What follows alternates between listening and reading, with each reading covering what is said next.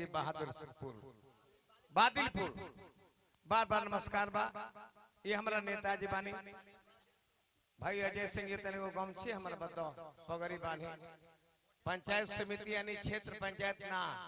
जिला पंचायत ना बीडीसी जगह के कहल जाला ब्लॉक के प्रमुख के वोटिंग करके यहाँ सब दी वार्ड नंबर 9 और 10 एगो पगड़ी बानी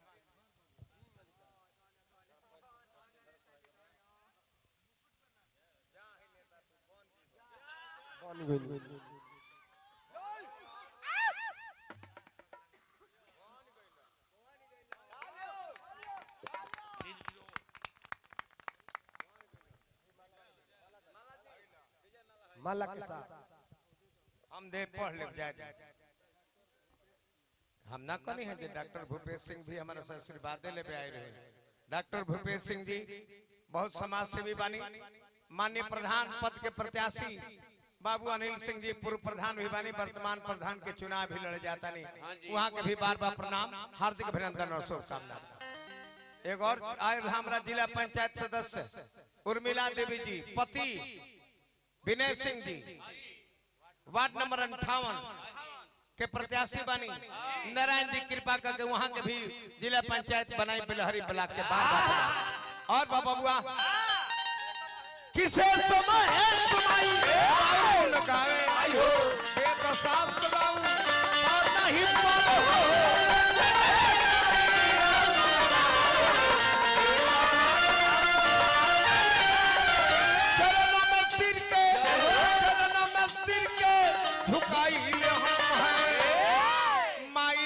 सुमिरन गाइल हम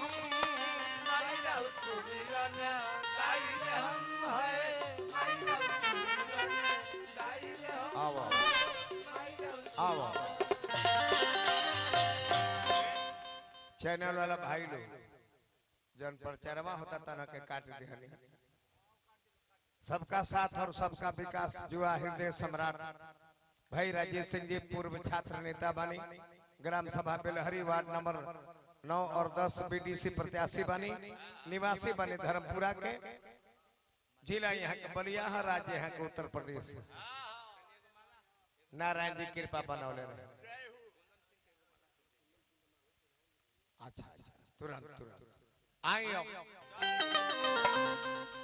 ए मनोज बबुआ तू तो जानते बाड़ो भोजपुरी के 6 गो विधा होला हम गावतनी तो नारदी विधा ऐसे ने एगो बिरहा के विधा होला एगो विदेशिया एगो गोणाऊ एगो पखाऊ और एगो लोकगीत बाकी अब लोकगीत रह नहीं खेगे काहे अब लोकगीत के जगह पे एगो फोक गीत आ गइल जाना में सुंदर गीत गइबनु तो तारा के बीड़ी के कारखाने में नौकरी ना मिली कारखाना बीड़ी के कारखाने में नौकरी ना मिली जतने अश्लील अभद्र गीत गइब सिनेमा में हीरो बन जी एक दिन में तन बजाओ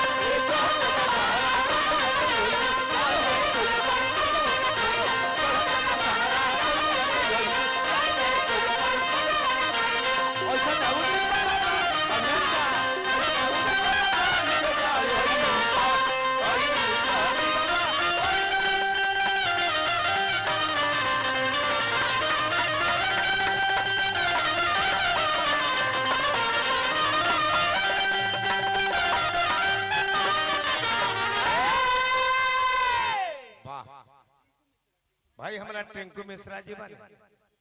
इतना 1000 के गड्डी तूर के अब देहिए पूछ हिल दिहन आना धूम महाराज गलती भइल है जो ताल हमनी के तुर देनी है ना टूट रहे तले रुपया ना टूट रहे कितना सुंदर लय मनोज जी बजौले हैं ऐसे ना उल्टी पाला मार के जा रवा चैनल वाला है कि द्वार वाला तो कहीं वाला हो तरह नीचे हो जाए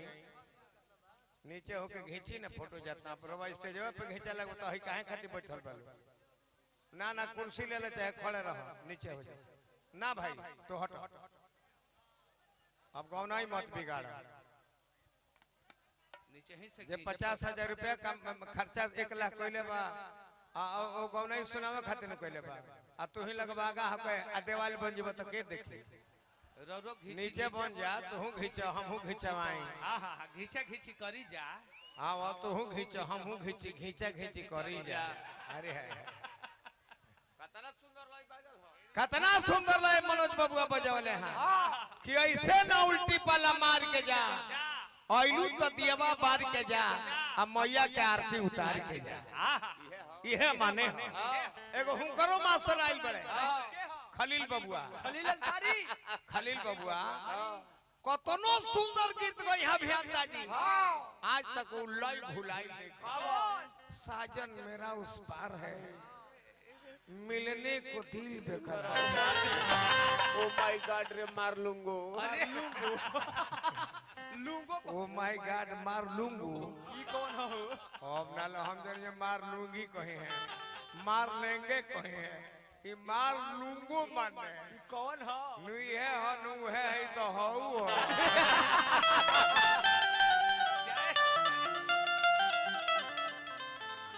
बड़ी सुंदर हमारे गोपाल राय जी लय गौलर बड़ी सुंदर लय गौलर कि काहे खिसी आइल बड़ू अरे जान मुका हो बोला ये हमर लंगड़ू पराने मुका चैनल वाला भाई लोग कहने दिमाग रखी है कि काहे खिसी आइल बड़ू अरे जान मुका हो अरे बोला हमर सुगनी पराने मुका हो गहने लेबू 3 था दुगो कन फूल एगो लाम टीका मतवा पर लगाओ जाला झुनझुनई हो भाई बेलहरी ग्राम प्रधान पद के प्रत्याशी बानी मान्य श्री संजय कुमार ओझा जी ओझा बाबा के बार बापा लगे आशीर्वाद के प्रतीक्षा 3 थान कहना ली कि अरे सोनवा के सबरी दुकान ले बुका हो बाकी ही ले कैंसर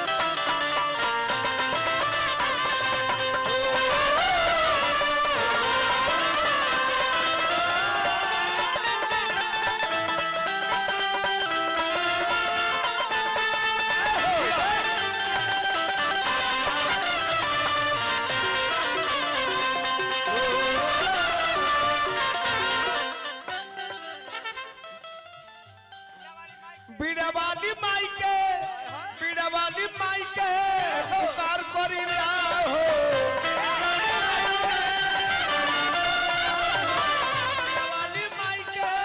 पुकार करी हो हमर मैया पुकार करी हो हमर मैया जय जय पुकार करी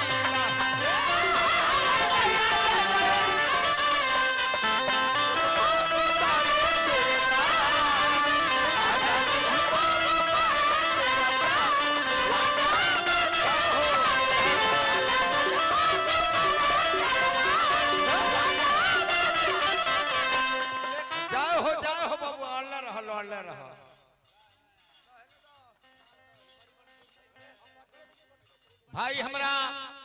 ग्राम प्रधान पद के प्रत्याशी माननीय बाबू अनिल सिंह जी हाँ हाँ आवा आवा भाई हमारे कहाँ बड़े पागल भाई हमने अनिल सिंह जी ग्राम सभा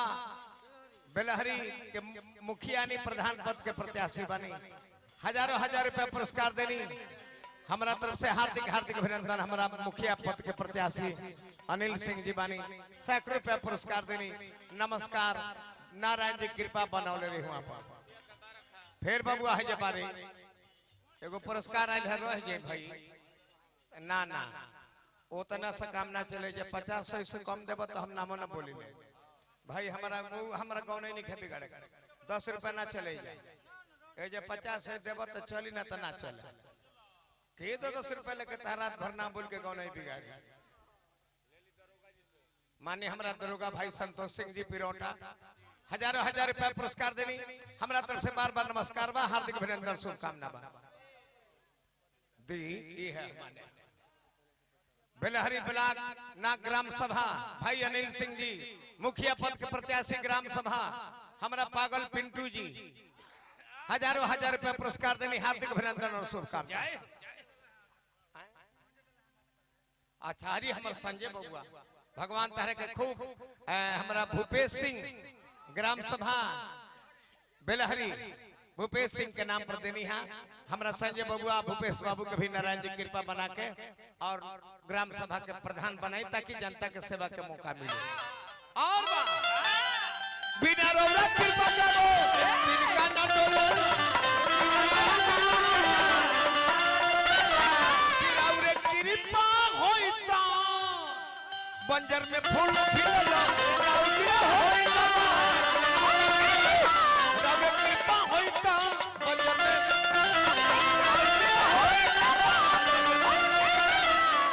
अभी अभी हमरा उर्मिला देवी जी जिला परमिला देवी जी जिला पंचायत पद के प्रत्याशी बानी पति जी हमरा विनय सिंह जी बानी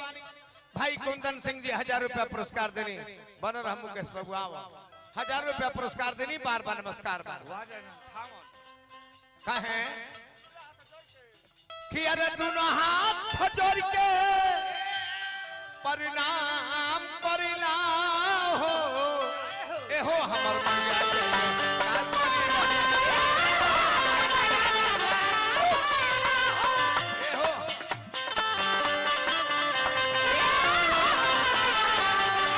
भैया हमरा रवि मिश्रा जी जिला पंचायत पद के प्रत्याशी बानी एने हमरा बेलहरी ग्राम सभा के माननीय बाबू अनिल सिंह जी रवि मिश्रा जी बानी जिला पंचायत पद के प्रत्याशी बानी हजारों हजार रुपया पुरस्कार देनी हमारा तरफ से हार्दिक अभिनंदन शुभकामना। तू हे पा जा का होने तक का लेते रहे हो चेंज खते बाद कौनाई में 4 गो लेके बड़े से को पास जाओ। माता भक्त भोला यादव जी रेलवे के ठेकेदार बनी जग छपरा से 100 रुपया पुरस्कार देनी माता रानी वहां पर कृपा बनौले रहे। और बा क्या रे मलिया के घरवा से फुलबा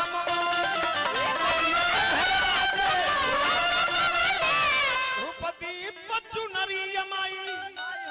चरण में चढ़ावी भूपति बच्चू नरी यमाई चरण में चढ़ावी कि अरे कुंवर कामल बासिया गुहार कर लो एहो हमर मैया एहो हमर मैया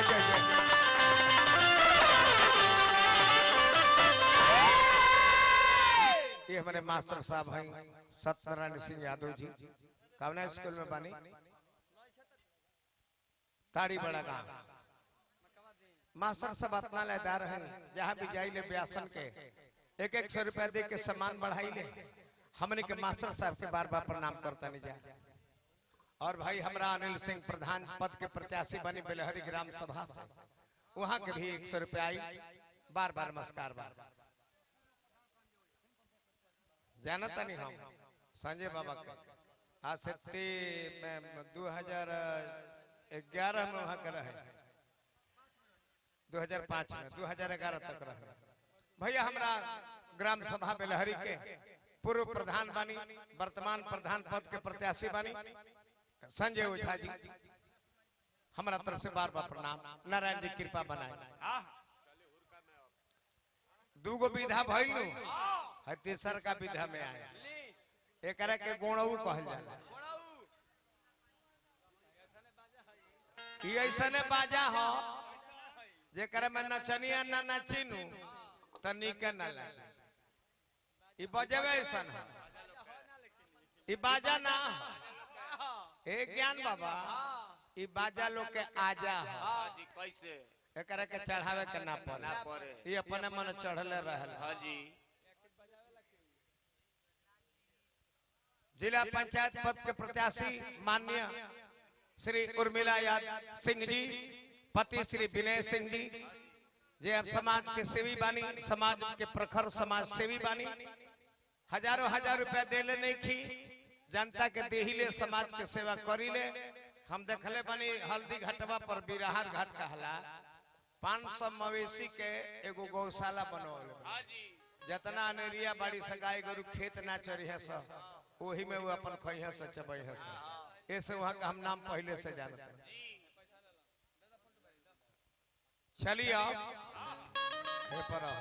ज्यादा दिमाग है ना रखो।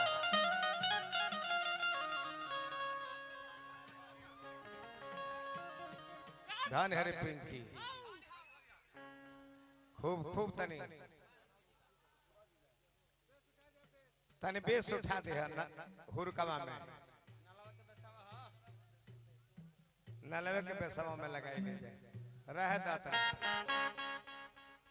कि ललखी चुनरिया बिया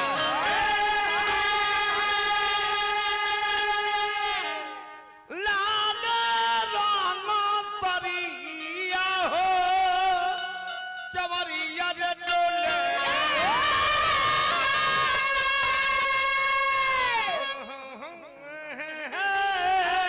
चवरिया रे डोले ना